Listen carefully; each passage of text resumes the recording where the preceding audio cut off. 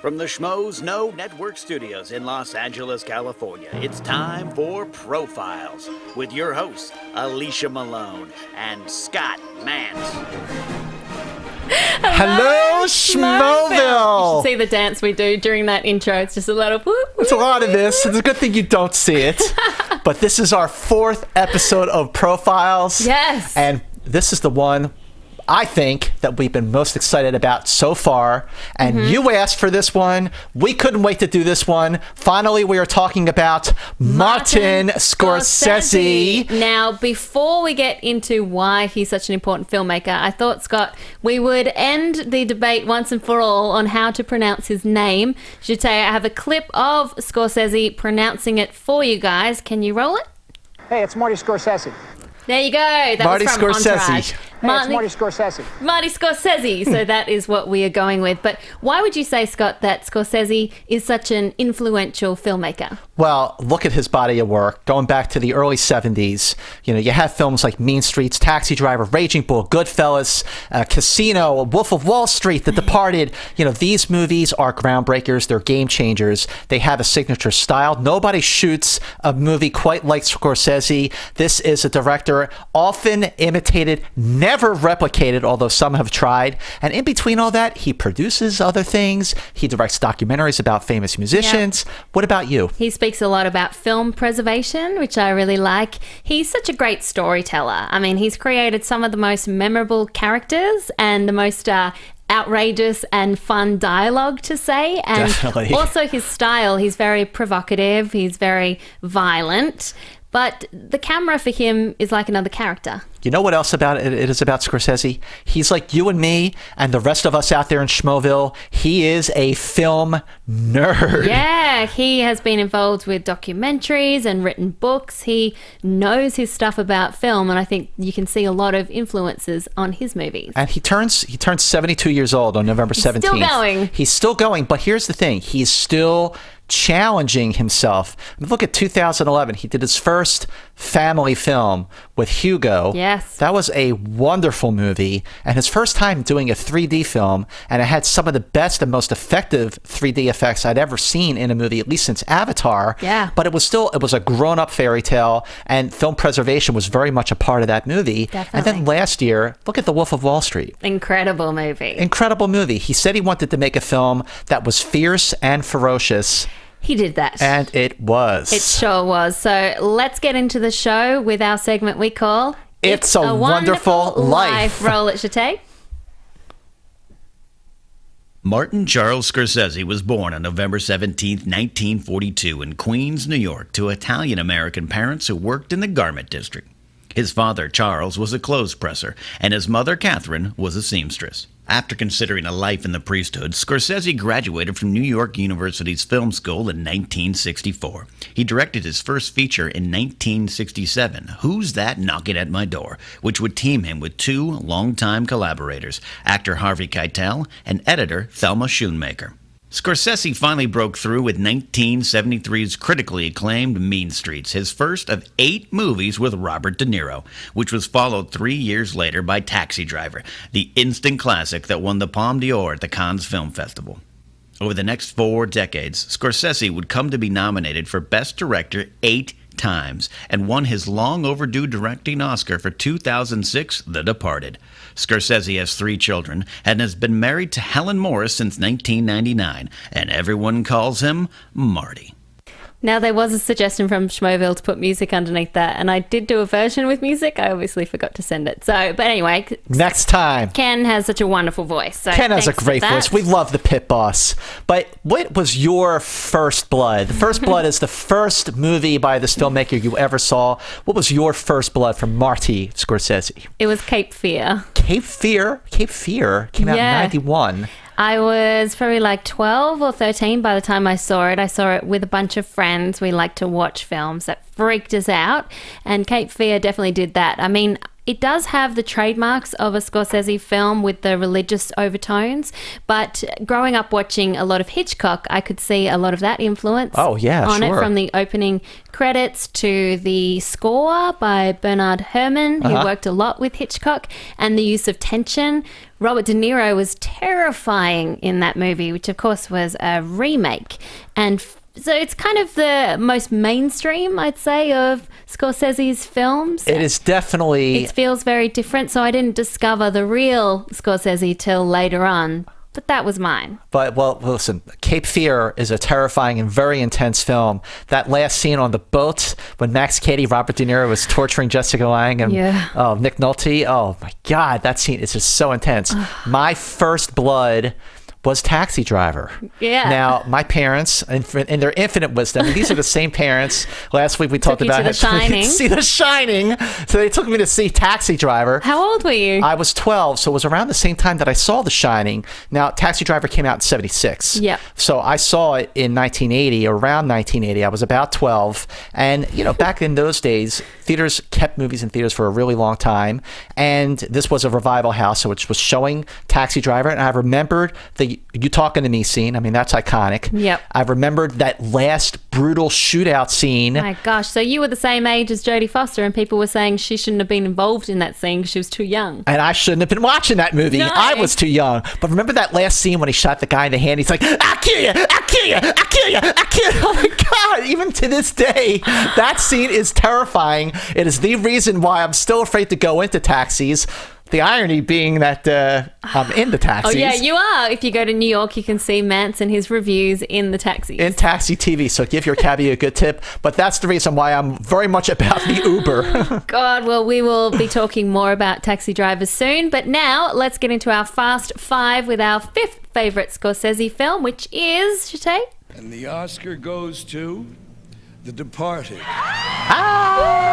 Yay, Marty! Yeah, so we are putting this one in our top five for several reasons. I know there'll be people out there who object to this, but Yeah. for several reasons. One, you rewatching it, it's really good. It's a great movie. Two, it's the film that finally won Scorsese the Oscar. And three, it is such a great example of Marty and Leo and their collaboration. Third time they worked together. Third time they worked together, and actually this was the first time that Leonardo DiCaprio, who I've always liked him as an actor, he makes all the right moves, makes great choices, challenges himself. You know, he's very much like Brad Pitt and Tom Cruise, that he takes chances with his career. But when he did 2002's Gangs of New York and 2004's The Aviator, and he was great as Howard Hughes in The Aviator, Yes. I felt like he still looked too young to play those roles. I agree. This one felt like he was a man. He was scruffy and cool. He was scruffy and cool and stressed out and strung out, Sexy. and just totally his nerves were completely shot and his eyes were bloodshot. He had the growth and the stubble and everything. Yeah. But I felt like it was the first time I'd seen Leo in a movie of any kind, especially a Scorsese film, where he grew into his role. This movie came out October 6th, 2006, was nominated for 5 Oscars and won 4, as we know, Best Picture, Best Director, but also Best Adapted Screenplay and Best Editing. Thelma Schoonmaker, her 3rd Oscar for editing. I mean, she's incredible. She is, and this has all the hallmarks of a Scorsese movie, with being the mob and these backroom deals and all the double crossing. What I love about it is this cat and mouse game, and Jack Nicholson is brilliant as Frank Costello. Originally, that role was supposed to be Robert De Niro, and he turned it down, and people say that this is kind of an example of De Niro sort of passing the torch to DiCaprio, who is now, of course, working a lot with Marty. Well, they worked together 8 times, and we'll discuss a bunch of them coming up. But the way Jack Nicholson is as Frank, the Irish mob boss, thought it was a really wise move for Scorsese to move the location from New York to Boston and to switch it from the Italian mob to the Irish mob. It felt new. It definitely felt new. But I felt like if he would have done the New York mob again, it would have felt, even by Scorsese standards, like a cliche. But how great is Jack Nicholson as the mob boss, Frank? And that scene at the bar when he suspects that Leo is a rat. Yes. And they're sitting across from each other, and you know, he Does just that gets face. that face. He talking about a rat. starts talking about the rat, and you're just watching him go like, oh my god, he's going off here. And then Ray Winston sits in the chair as Nicholson is walking away, and he walks up behind Leo one last time and like goes, like he's like, I smell a rat. It's such an intense scene. Of course, it's a remake of a Hong Kong movie, and we were talking about this with Josh, the engineer, JTE, before. And Josh, you said you preferred the original? Yeah, it's tough. I don't want to get in too much trouble. A lot of people like this movie. I was a huge fan of the original film, Infernal Affairs. And I remember being in film school at the time and telling everybody, you got to watch this. I was giving them the DVD.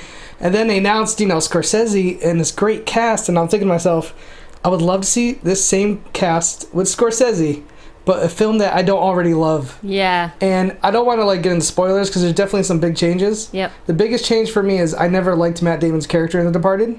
I don't think you're supposed to. You're not supposed to. In the original, you actually feel for that guy because he's been a cop for so long that he kind of has become a good guy. Right. And he's stuck in between this where I'm doing bad things, but I'm kind of a good guy. And also, the big difference is I think in Departed, it's only 2 or 3 years he's undercover. Mm-hmm. In the original, it's 13 years. Both guys undercover for 13 years. Wow. Well, I like The Departed more than Infernal Affairs. For one thing, there's more of it. The Departed is 50 minutes longer than Infernal Affairs. Yeah, it's 50 minutes longer. But here's the thing about The Departed. It's a remake, like Cape Fear is a remake, but more than Cape Fear, I felt like The Departed felt like Scorsese made it his own. Agree. And there are 2 reasons for that. One reason is when he signed on to direct The Departed, he didn't know that it was a remake of Infernal Affairs. Yeah, so he came to it clean.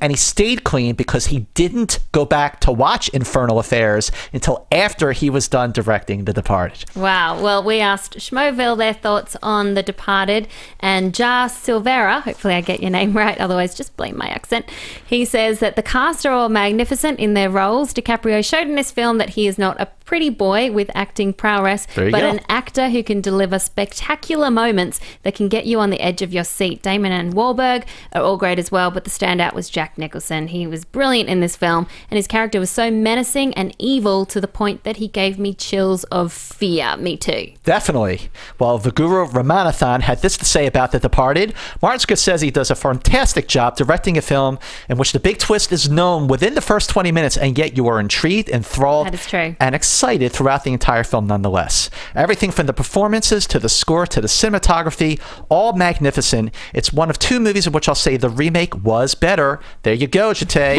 Scorsese absolutely, without a doubt, 100% earned his Oscar for that movie, which he should have gotten 16 years earlier for Goodfellas. And by the way, I have this to say about The Departed.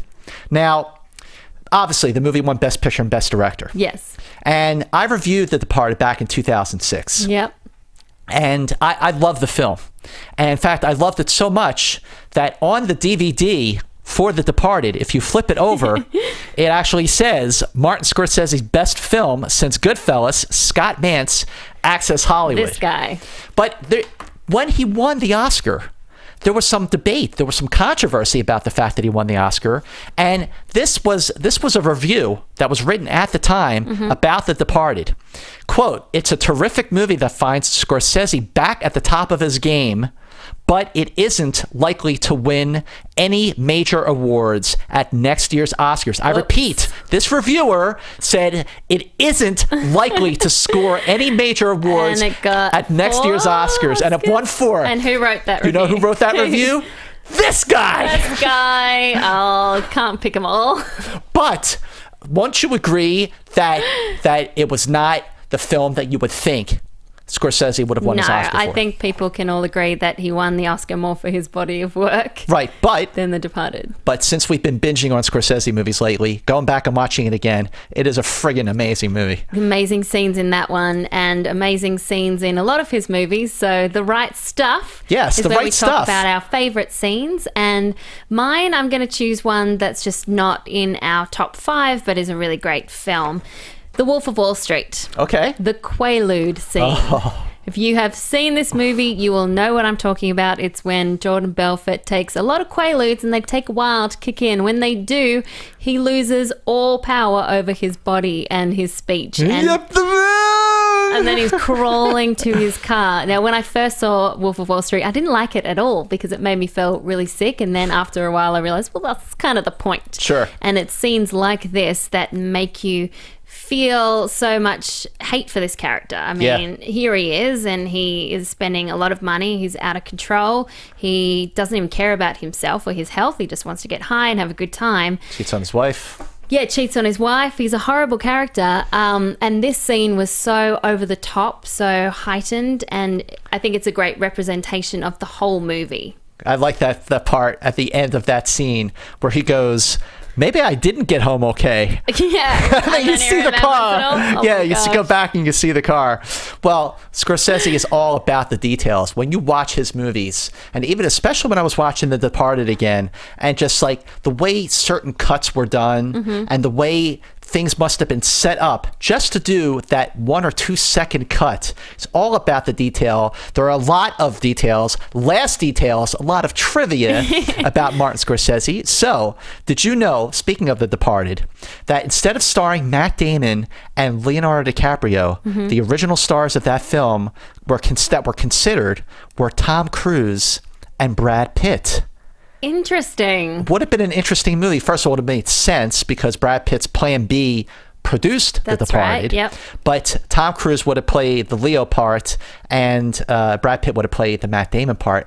I could see them doing that. Wow. I could. That. And I'd actually like to see them go head to head. Yeah. That would be really interesting. Well, speaking about casting, did you know that Martin Scorsese was actually offered the role of Charles Manson in the TV movie Helter Skelter? He was, to act? To act. Not to direct. Not to direct. To act as Charles Manson, but he turned it down. Way to go, score, Probably Marty. wise choice. Yes, that would have been, oh man, how do you live that down? Yeah. But some more trivia.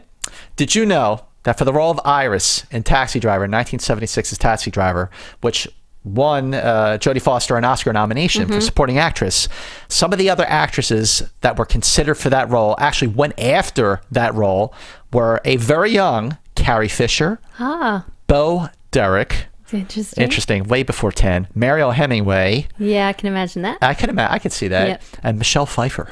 Oh, wow. There you go. And Jodie Foster was brilliant. Well, she was. Did you know that Scorsese has taught both Oliver Stone and Spike Lee at NYU in a film class? He taught them both? At separate times, but okay, but during a class he would go and lecture, and Oliver Stone would be sitting in the audience watching. Well, Oliver Stone's movies, especially in the early 90s with like Natural Born Killers, I felt like they got really hyperkinetic.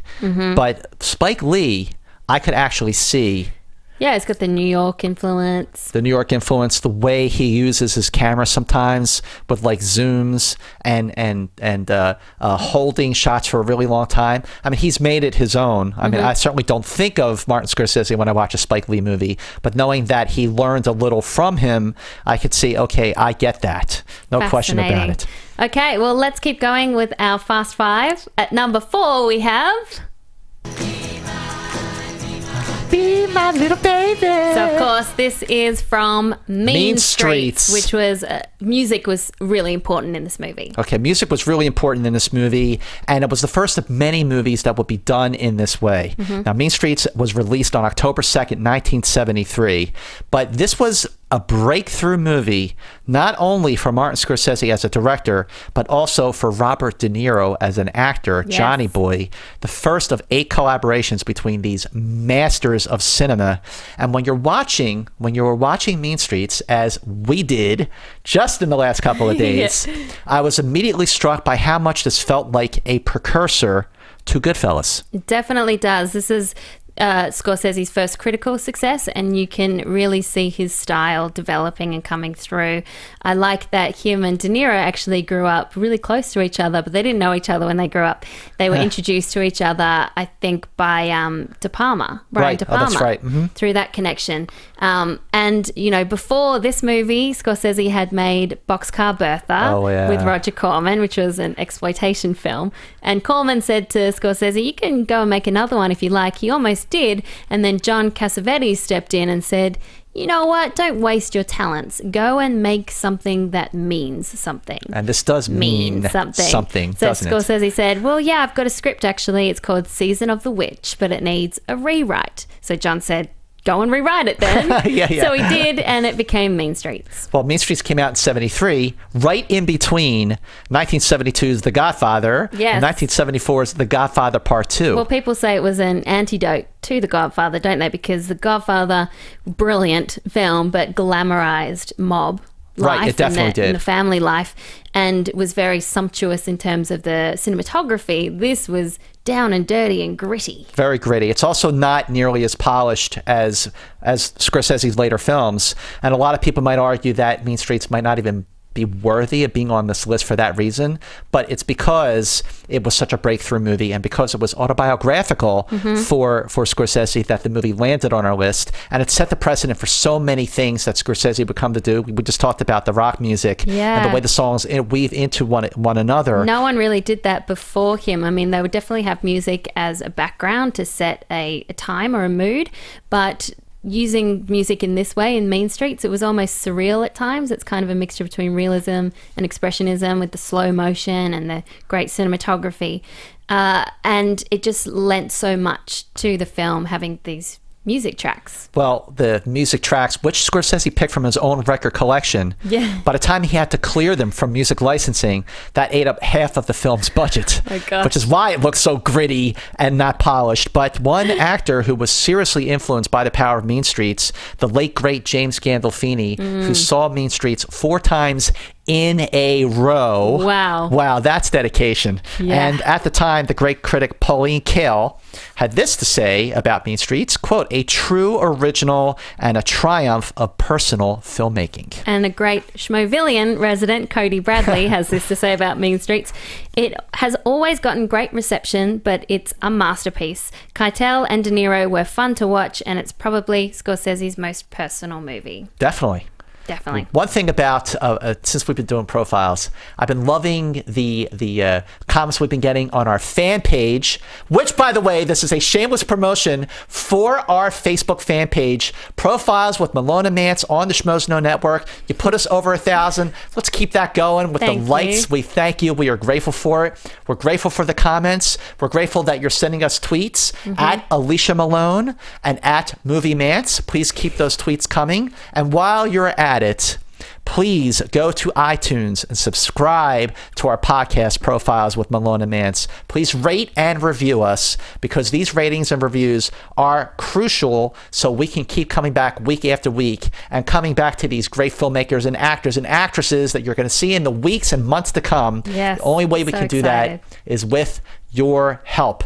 But just the other day, one of our followers tweeted us a picture and said, I can't wait for your show, for your profiles on Martin Scorsese for obvious reasons. And he tweeted us a picture of 2 movie posters. Yes. 2 movie posters. And I wrote back, you are going to love our big picture segment of profiles on Martin Scorsese. So, Jate, let's roll that with a little help from the pit boss. A picture says 1,000 words, but Martin Scorsese's movie posters say 1,000,000. Just like Joseph Gelmus's rave review of the film itself, this brilliant one-sheet for Mean Streets is exquisite, compassionate, savage, and brilliant. Notice how the gun and the smoke seamlessly blend in with the city. It's an abstract image that says everything you need to know about this 1973 classic. Image that says it all. This black and white poster for Taxi Driver. Robert De Niro as Travis Bickle walking alone down a seedy New York street with his head down and surrounded by the scum he took it upon himself to try and clean up. It's De Niro again, this time flanked by Ray Liotta and Joe Pesci in one of the best mob movies ever made, towering over a dead gangster displaying plenty of attitude. It's clear that you don't want to mess with these Goodfellas. And Scott, you've got that t-shirt on today. And you've got yours on today. Both sporting our Goodfellas t-shirts. Gotta, if you got it, flaunt it, as they say. Well, listen, there are so many great movies. Working on this episode has been so much fun. And it has also been really, really hard Yeah. to pick just 5 movies. We had a lot of debate about it. A lot of debate. Went back and forth. She didn't speak to me for like a week. She's like, this show is Never. over. I'm never doing it with you again. Never, man. Never. But it's all good because we figured out a way to spread the love in our segment we like to call The Player by focusing on some of the unforgettable characters that may or may not be in our top 5. Yep. Who was our first? Of course, it has to be Rupert Pupkin! from The King of Comedy, who Often always says, mispronounced and misspelled. Thank you. he is such an interesting character because he is relentless. He is frustrating. He is deluded. He's also a But nice he's also guy. a nice guy. You feel for him at the same time. He just wants to get his comedy on the Jerry Show. Just wants to meet Jerry Langford, played by Jerry Lewis, who is fantastic in this movie. Brilliant. But he's just, I mean, Rupert Pupkin is such a great character. This movie came out in 1983. And doesn't it feel more relevant now than it did back in the Obsession day? with fame, Yeah. reality shows. Reality TV. And that line, better to be king for a night than Than a schmuck for a lifetime. I think a lot of people would agree to that. Better to have 15 minutes of fame than nothing at all. Right. And too many people are doing that these days. But one character that was on our list, but we had to include him anyway in our player, is just the one, the only Tommy DeVito, From played by Joe Goodfellas. Pesci from Goodfellas. You think I'm funny? You think I'm funny? What? How am I funny? Tell me. How? How am I Funny funny? how? What was Funny it like like a the first clown? time you saw that scene? Terrifying because he is such a maniac. He is a psychopath and really unpredictable. So you never knew where he was going. I didn't know if he was serious or not. And when he Yeah. laughs at the end, you feel a rush of relief. But Joe Pesci is brilliant in that role. In Goodfellas, apparently, they say the F word something like 256 times. Half of those times, Tommy says it. Oh. And so Joe's mother, when she saw it, she was like, I like the movie, but did you have to swear so much? Oh, that's hilarious. But even watching that scene over and over again, when you go back and watch the movie, even though you know that he's joking, it is still so uncomfortable. Great movie villain. Great movie villain, and he's such a loose cannon, a live wire with a very, very short fuse. Of course, he gets his quite fast. Another character that we just love. How do you set this one up? All you got to say is whoopsie daisy. Bill the Butcher from 2002's Gangs of New York, a movie that I liked. I Yeah. liked it. I thought it was a little overblown, I would say. But Daniel Day-Lewis, Was fantastic. he's the standout. Another brilliant performance from him. Can you expect anything less? Terrifying as this crime boss, brutal, someone you do not want to cross or ever meet. Well, you definitely don't want to meet him in between takes because, like so many of his films, most recently Lincoln, he stays in character when the camera is off, and even when he goes like at night. So can you imagine, like, you go to a convenience store, he's standing in front of you as Bill the Butcher. No. Yeah, you bump into him and he turns around and says, "Whoopsie daisy." Oh my gosh. But it's a good movie with a great performance. I mean, he was definitely the best thing about it. And finally, Jordan Belfort from The Wolf of Wall Street. We mentioned him briefly before.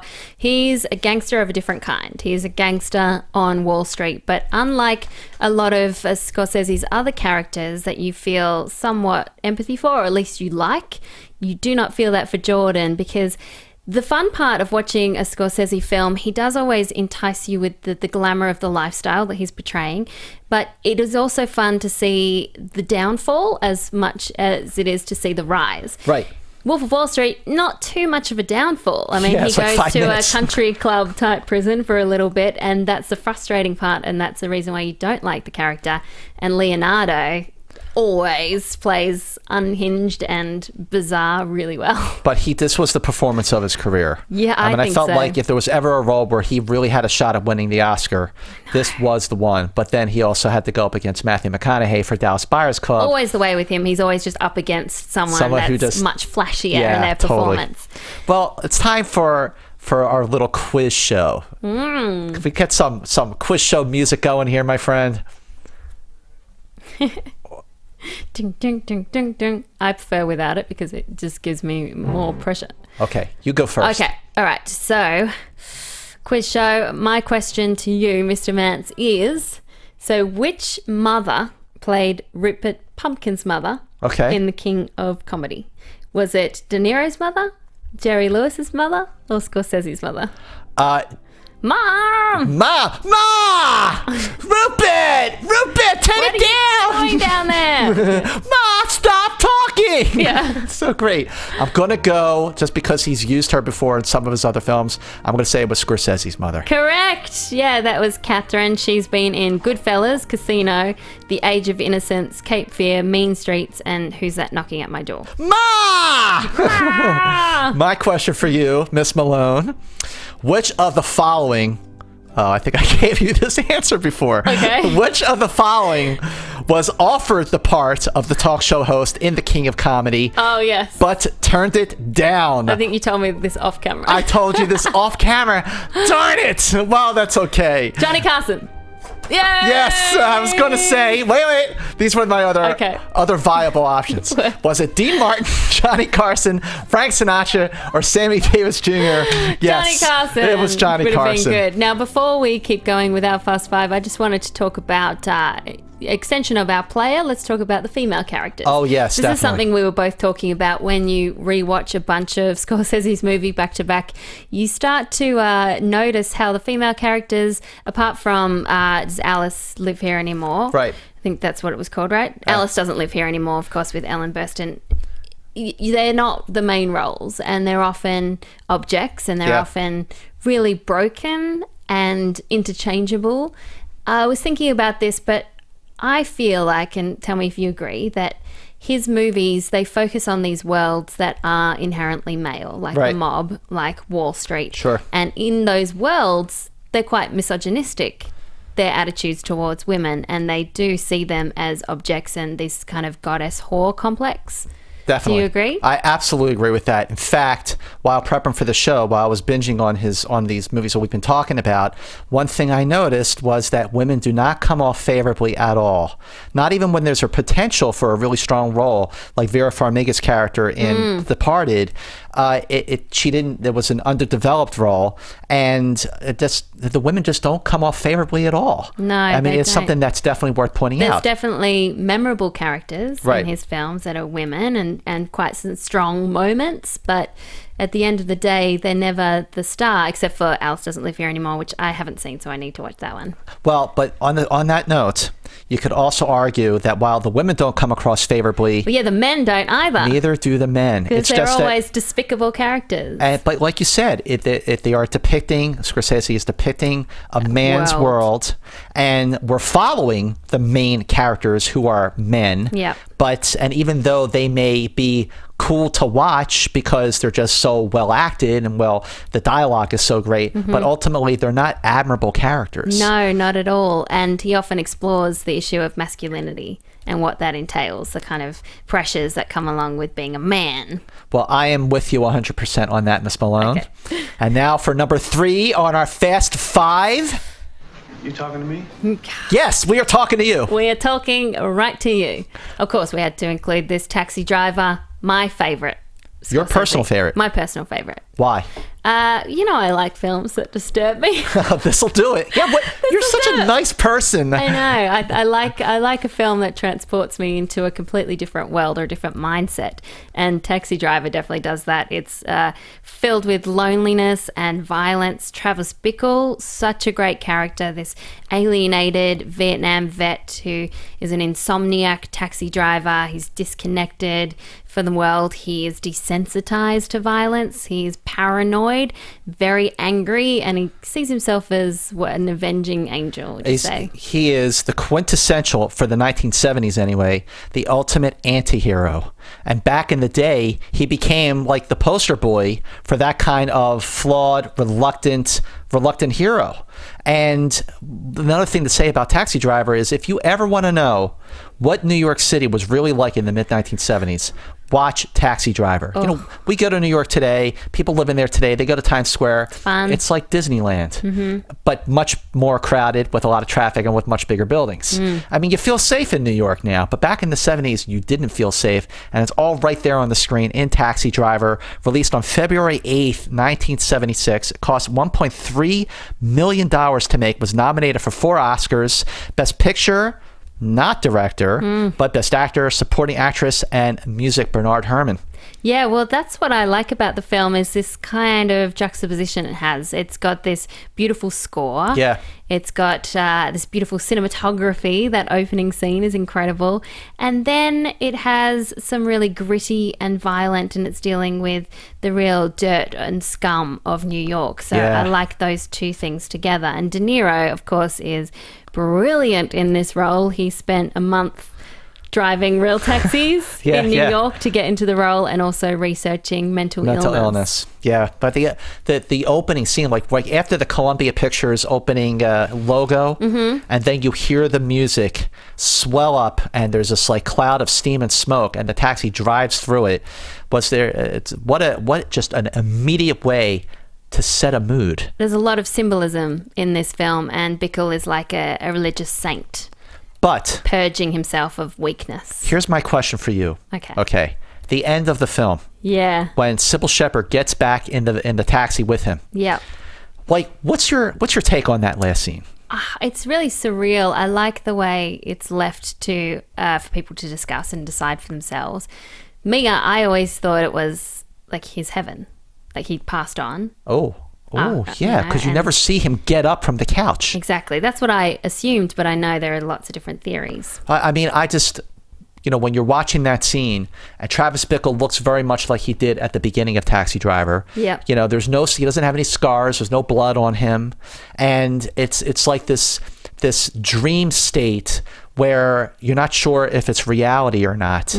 But I like your interpretation that he had in fact died on the couch after that brutal shootout, and that this was his heaven because he got what he wanted. He got Sybil Shepherd to admire him in the back of his taxi. Yeah, I would love to hear from Schmoville what they have to say about that final scene and their thoughts on that one. Well, one thing that this movie definitely did have an impact on was John Hinckley. This was the film that in 1981 caused John Hinckley to try to assassinate President Ronald Reagan. Yeah, and it was to impress Jodie Foster. Yeah, so this movie definitely, 5 years after the fact, 5 years after it opened, it still was having a big impact on society because of that. And Bernard Herrmann, this was his last score. Bernard Herrmann, he did all those great scores for all the Alfred Hitchcock movies. Psycho, Vertigo, North by Northwest. He also did the music for Citizen Kane. And at first, he didn't want to do the music for Taxi Driver because he thought it was a car movie. And it was anything but it was his last score. He died on December 24th, 1975. And that was the score they left us with. Just after he finished recording. Well, let's find out what our friends in Schmoville had to say about Taxi Driver. Dan Skip Allen, a regular resident in Schmoville, says Taxi Driver is a character study of a man slowly going insane. De Niro dials it back, but slowly his performance intensifies as he goes crazy. Scorsese lets De Niro build his performance as the movie goes along. The gritty style of New York, there you go, of the 70s plays into the overall feel of this great gritty 70s character study. Scorsese is just starting to get into gear. Get it? Into gear. Got it. With his film career with Taxi Driver. Well, I definitely agree with this comment from Nicholas Magalari. Hopefully I also with movies like Taxi Driver and The Departed, Scorsese creates a tension that is sustained throughout the movie until the climax where everything snaps. It's true. It's like bubbling tension and then it just boils over. But there was a chance. There was a chance where none of that could have happened because there was that scene between Travis and Wizard, played by Peter Boyle, when he's telling him, I just feel like I just got to do something, I'm just going to explode. I mean, he's asking for help. Yeah. And Wizard, who doesn't really know what to make of it, it's like, you're all right. Yeah, you'll be fine. You'll be fine. You're fine. You're fine. And he's like, basically, De Niro is standing there with like tears in his eyes, he's ready to just cry like a river, and he's being dismissed. Ugh. So you never know what could have happened if Wizard was actually a wizard and intervened. Well, we were talking before about the great music in Scorsese's films, and he has a history with working with music. He has a big history with working with music, and he definitely loves the Rolling Stones, as we will find out right now in our segment that is just going to spotlight Scorsese's work in rock and roll. Martin Scorsese's passion for rock music on film started in 1970 when he served as assistant director and editor of the Oscar-winning documentary Woodstock.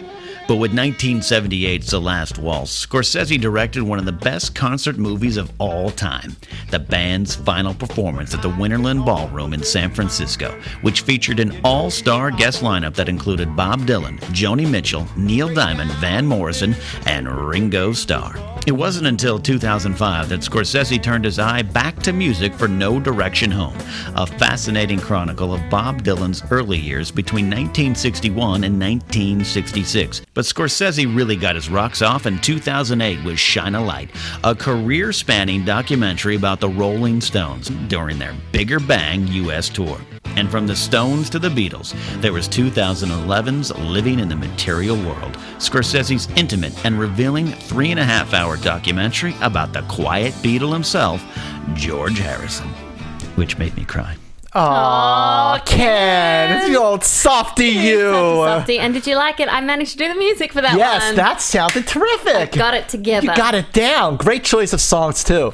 But the Stones, boy, does Martin Scorsese love the Rolling Stones. Even we were talking about Mean Streets. Jumpin' Jack Flash. Jumpin' Jack Flash. That scene when Robert De Niro walks into the bar. That was a great entrance. Cool. First of all, anytime you're going to use Jumpin' Jack Flash in a movie, that you had me at hello with that. Yeah. But the way he used that with Johnny Boy, with De Niro in that scene, and then in Goodfellas, he used a little bit of Monkey Man in the Fallout when Henry Hill is going crazy, and then in The Departed, they used. Give Me Shelter twice. Yep. And I think there was another Stones song in there. But yeah, definitely loves the Stones. And he used the Stones in my underrated pick. So let's go to the good, the bad, and the ugly. I will kick it off with one that I'm choosing to be my underrated just because I think not many people actually know about it. It's a short film called Life Lessons. Oh. And it's included in the anthology New York Stories, which also had Francis Ford Coppola and Woody Allen doing their own shorts. Sure, yeah. Different stories from New York. It was in 1989 and it stars Nick Nolte as a painter who's desperately trying to hold on to his youth and his fame and his relationship with his young assistant Rosanna Arquette, who is just beautiful in this film and very, very powerful. The use of music is one of the reasons why I love this, as well as the truths it tells about relationships and the kind of torture and the power play on the dominance, and the cinematography is brilliant. But the moments of the short film that I love is when Nick Nolte's painting to the music of Rolling Stones or Bob Dylan, and it feels like you're watching a music video. Wow. What's your underrated? Well, my underrated, a lot of people would argue that when you think of underrated, you think of a movie like After Hours. But my underrated movie is The Color of Money. Because it didn't actually get very good reviews, did it? It didn't. And if you go back and watch the Roger Ebert documentary, Life Itself, which Scorsese produced and is interviewed for, there's that clip of Siskel and Ebert debating The Color of Money. And Ebert talked about he hated the movie. And they were great friends, Scorsese and Ebert. They were great friends, and you could tell that Scorsese was hurt, but he appreciated that even though they were great friends, he still had the character honest, yeah. to be honest about whether or not he's like, I'm going to help you right by telling you what you did wrong. Well, so I thought that movie had a lot of right to it. First of all, the return of Fast Eddie Felson 25 years after The Hustler. You didn't need to see The Hustler, which is one of my favorite movies, to like The Color of Money. But Paul Newman gave a fantastic performance. He won an Oscar for that role. Tom Cruise held his own against and with Paul Newman in that film. Even that early in his career, he already had Risky Business and Top Gun under his belt, and he was already working with a director like Scorsese. He was already working with an actor like Paul Newman, and I thought they were great together. Yeah. And I just thought it was a very good film. And again, music, big part of that film. Great scene where Paul Newman's character is hustled by Forrest Whitaker. That's a fantastic scene. Yeah. But it's just a very good film. I'm with The Color of Money. Okay, I like your reasoning. So overrated. This one was hard. Okay, overrated. I'm choosing Casino, and I know a lot of people out there will be like, "Why? It's a really good film." It is. I mean, it has really great visual moments. Sharon Stone's performance is wonderful. I think she's the bright spark in the film because she's brilliant.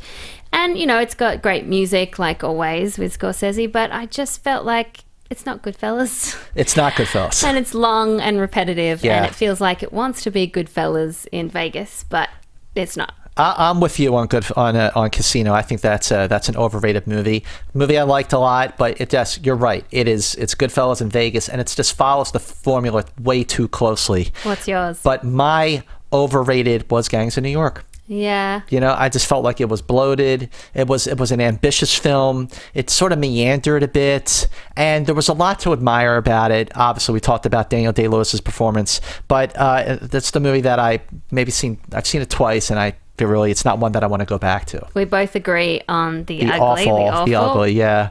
Kundun. Just feels like it's not meant to be in his filmography. It doesn't really stand out, and it's just strange to go like gangster film, oh, a biopic about the 14th Dalai Lama. Yeah. And without a violent hero at the front. True. I feel like I couldn't connect with it, which I know is probably something more to do with me. But no, I'm with you on Kundun. It's again a beautifully shot film. The cinematography is great, but it's not a movie that moved me at all in any way. And as far as overrated and underrated movies go in Schmoville, this is what Cody Bradley had to say about Casino. It's overrated. He goes, I still love it, but like we just talked about, it really was just the Goodfellas formula done a couple of years later. And Pesci, that's Joe Pesci, basically plays the same crazy psycho. It's still really good, but I think it's a little too long. So do we. And De Niro and Pesci's narrations aren't nearly as legendary as Liotta's. Well, for underrated, Tyler Myers says Shutter Island. Oh, I actually liked Shutter it. Island, okay. So he says it may not be a masterpiece like Goodfellas or Taxi Driver, but it's still an eerie, atmospheric, and suspenseful film that borrows elements of horror and mixes them with elements of neo-noir.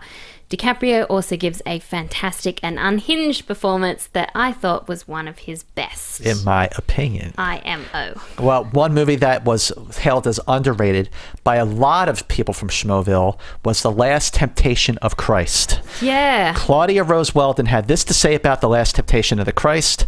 That's The Passion of the Christ. Sorry, this is The Last Temptation of Christ. Scorsese put years of work and research into making it, and it stirred up controversy. Yeah, it did, at the time of its release. But it's not really discussed anymore, probably after being overshadowed by a different Jesus movie, Mel Gibson. It has Willem Dafoe's best performance, an excellent portrayal of Judas by Harvey Keitel, that is true. And speaking from the perspective of a theology student, it is a great exploration of the divinity and humanity of Jesus.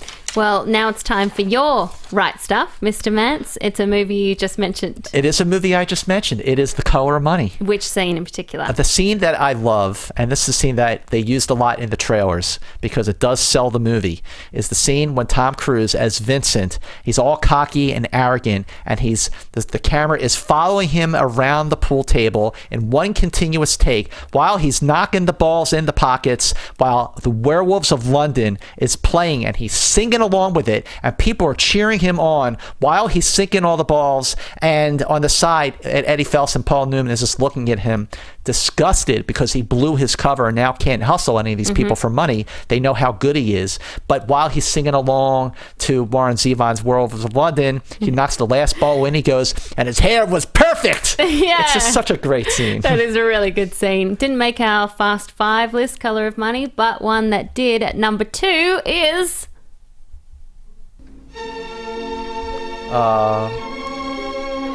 This is the music from the opening of Raging Bull. What a movie. Now, here's a film. A lot of people felt like maybe this will be our number 1 movie. It is a masterpiece. It is definitely a masterpiece. Came out December 19th, 1980. Nominated for 8 Oscars. It won 2. Best Actor, Robert De Niro. And Best Editing, first one for Thelma Shoemaker. Yeah, I like it because I'm not a sports movie fan, but it's not really a sports movie, even though Right. it's more about the mindset of LaMotta, and there's very few scenes in the boxing ring. And up to this point, it was pretty much unheard of to have a story about an athlete and not paint them in the best light. Well, I'm not a sports movie fan either. Yeah. I mean, I'm not a sports fan either. But if a movie is done the right way and it's about sports or sports are themed to it, like this one is, it doesn't matter because this is a compelling character study of a very volatile, very flawed person, jealous, paranoid. This is the study of masculinity we talked about before. Exactly. And this is a character who is not admirable in any way, but he's still so gripping and mesmerizing to watch. And, you know, De Niro broke ground. He set a precedent when he gained 60 pounds for this movie. Yeah. Now, at the time, older Jake. no one had ever done that before. And he set the standard with it and set such a precedent that every time an actor or an actress gains weight Christian Bale. or loses weight. Christian Bale. But look at what Christian Bale did for The Machinist. Yeah. He lost 60 and then pounds American for that role. Hustle, he put on quite a bit too. And even when someone like Renee Zellweger gains like 20 pounds, 20 whole pounds Bridget Jones. for Bridget Jones, people say, oh, she pulled a De Niro. Well, De Niro had been trying to get this film made for years. It was a passion project for him, and he was trying to convince Scorsese. He managed to do it when Scorsese was in hospital, getting over his pretty severe cocaine and Quaalude addiction. So then the two went to the Caribbean and they worked on the script together. And I love how it's shot in black and white. To me, it really evokes the era it was set in, and it sets it apart from Rocky and all the other boxing films that followed Rocky around that time. And I've read somewhere Scorsese saying it looks like a tabloid being black and white. Well, that was actually a deliberate move to shoot it in black and white to separate it from Rocky. Although, even if it was in color, I think you would have been able to separate that thing from Rocky. The only color in that movie was interesting choice that he used the home movies. Yeah. The home movie footage that they shot was shot in color. And not really sure why, but it does give it a very unique look to it, and you definitely notice it when you're watching it. This was the breakout role for Joe Pesci too, wasn't it? Big time. Because before that, I think the Scorsese had seen him in, and De Niro had seen him in a B movie. Right. And he was about to give up on acting. And then they gave him this role, and pew, he became such a great character actor. Well, if there was ever a crime in Oscar history, Oh, yeah. this is the one that Raging Bull did not win Best Picture or Best Director. It lost to Ordinary People. Ordinary People and Robert Redford for Best Director. The other films nominated were Coal Miner's Daughter, Tess, and The Elephant Man. Great year. When you watch, great year for movies. But when you watch the last 20 minutes of that movie after De Niro has gained the weight, when he is in the jail cell and he's going, stupid, you're so stupid, and he's punching the wall with his fist. Ouch. Why?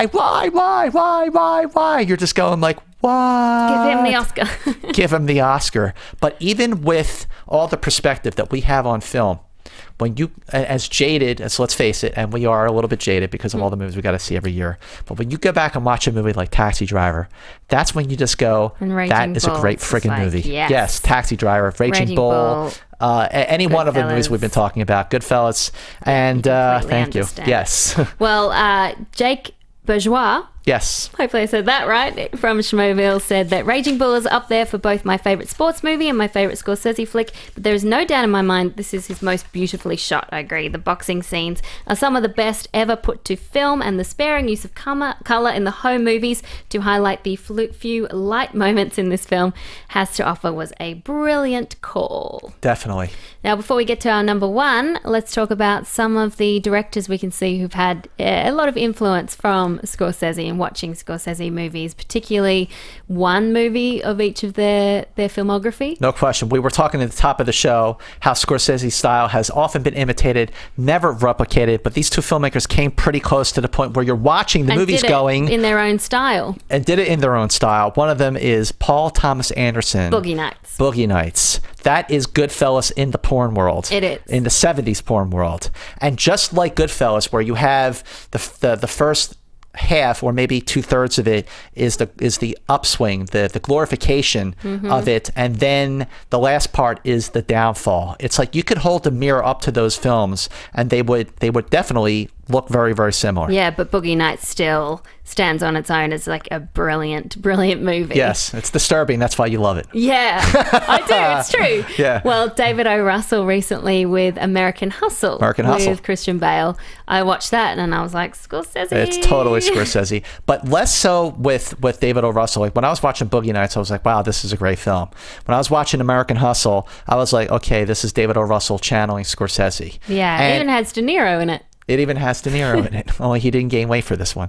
But I liked American Hustle. I didn't love it, but I still thought that definitely watching the film, it felt very, very much like a Martin Scorsese movie. The music, the multiple narrators, and Jennifer Lawrence, I thought her character seemed like right out of a Scorsese film. She would be perfect in a Scorsese movie. Yeah, I she's could just a imagine great her actress. in that. Okay, so now, We exciting. come to our It's number time one on our number Fast one, Five which is... As far back as I can remember, I always wanted to be a gangster. Goodfellas, number one on our list. So tell me why we chose this one, or why did you particularly want this as number one? Well, for me, yes, it could have been me. It could have been Raging Bull. Yeah. But the reason I wanted to go with Goodfellas is because this is the Scorsese movie I watch more than any other Scorsese movie. Yes. It is very entertaining. It is a vibrant, adrenaline-fueled fever dream of a film that is disturbing and funny with great dialogue, great acting, and it's 2.5 hours long, but boy, does it fly the hell by. The pacing is one of the reasons why I love this film, because it starts off fairly slow and then it gets faster and faster and faster as it gets out of control. And Scorsese said he wanted it to feel like a speeding bullet towards the end, where it's just everything is happening and it's really frenetic. It's also the film for me that it felt like all of his movies up to that point, that this was leading up to Goodfellas. Right. Because it's the one that shows his trademark style right down to how much he had mastered his craft. That Cappa shot, that long shot in tracking the shot, restaurant. which is just brilliant, Yeah. and the use of editing, the really quotable dialogue, and then these characters who are despicable but kind of funny, and also you kind of almost want to hang with them but terrified of them at the same time. Want to hang with him. Just make sure you don't ask Tommy DeVito to pay his bill. Oh God. But so many great scenes. Obviously, we talked about the How Am I Funny scene, and you just mentioned the Cappa scene. But also, after they pull off the heist, the Lufthansa heist, and they're reaping the rewards of the money, and then slowly but surely, Jimmy Conway, played by Robert De Niro, gets paranoid because everybody wants to get paid, and he starts knocking them off. Yeah. And there's the scene, it's the montage scene using the piano from Layla that shows what's happening to all the other Goodfellas because they spoke up and they wanted their money. I mean, that scene made me like, I'm never going to go back and watch and listen to Layla in the same way ever again. Definitely not. And Ray Liotta, he had never carried a movie before this, but he did such a brilliant job as Henry Hill. It's great. He used to listen to tapes of Henry when he was driving back and forth.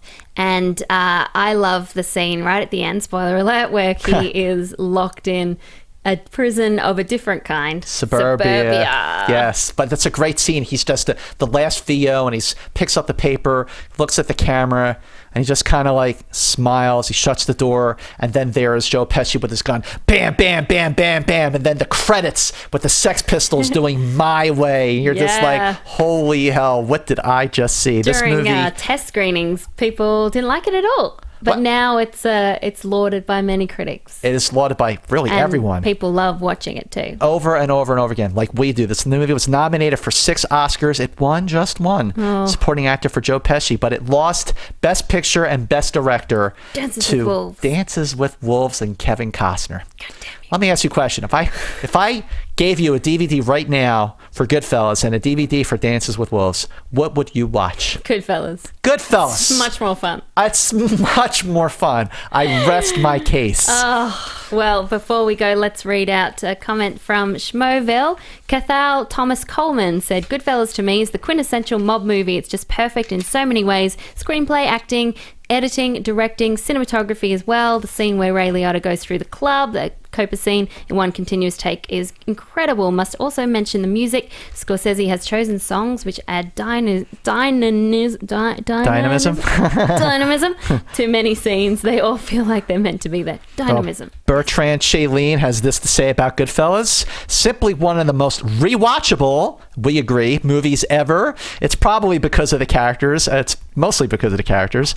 You root so much for Ray Liotta, Robert De Niro, and even the ultra-psychotic, and that's still an understatement. Joe Pesci. Yeah. I think it's the strong point of every Scorsese film, notwithstanding the direction. The characters are not idealized, which is something we just talked about, at all, yet are so endearing, and never is it so obvious as in Goodfellas. Well, I hope you all agree with our choices. Wait. Hang on. If you don't, what? We are coming to the end of our fourth profiles. Couple of points of business we want to say again. Yes. Please subscribe and check us out on iTunes. Yes. And rate us and review us. We have so many great directors that we want to, so many great actors and actresses we want to get to. And also, the only way, subscribe to YouTube/Schmoes Know podcast, and tell us in the comments below what you think of our Fast Five. And go to schmoesknow.com for all your up-to-the-date movie news. Best website around. And please follow us on Twitter at Alicia Malone and at Movie Mantz. One last order of business we have to do before we let you go is... All right, see now. Uh-oh. Oh, no. This week, ladies and gentlemen, this week is Alicia Malone's birthday. Oh no! So while you're at it, what are you doing? While you are going online, while you are wishing, while you are subscribing to us, and while you are doing the whole thing of on iTunes and checking us out. Sweet. Happy birthday to you. Can I make a wish? Happy birthday to you. Happy birthday, Miss Malone. Yay. Happy birthday to you. I made my wish and it came true. Yes. Because we get to do profiles again next week. Next week, yes. So please check us out on iTunes and subscribe, rate us, and review us. But who have we got next week? Next week, we're going to take a little bit of a detour from our filmmakers and look at one of our favorite actors. Who could it possibly be? Yes! Harrison Ford. Harrison Ford is our spotlight on profiles next week. Which means I have to watch Star Wars again. And I will watch Raiders and Blade Runner and Witness. This is going to be fun. So come back next week to Profiles. We'll see you next time. Bye.